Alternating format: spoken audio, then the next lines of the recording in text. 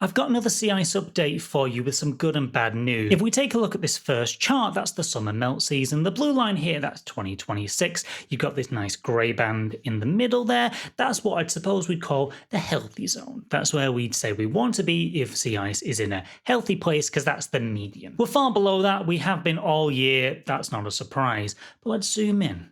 Let's see what's changed. The dashed line, that shows us the worst year ever for the Arctic, and I've been watching with dread all year as we have been far below that dashed line. But there's been a little slowdown in Arctic sea ice melt.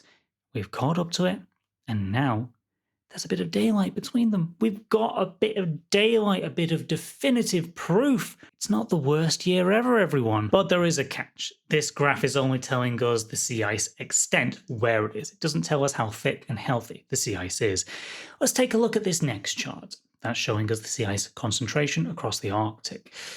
As you can imagine, there's a lot of places where sea ice is missing where it should be. Northern Russia, Svalbard and Norway, northern Canada. That's again to be expected. The thing that worries me, I zoom into the center there, that's the North Pole. It's getting blue, dabba-dee-dabba-die. That means it's thinning. Scientists are measuring that the North Pole sea ice is thinning. That should be the most stable, secure cold zone in the Northern Hemisphere. And it's melting.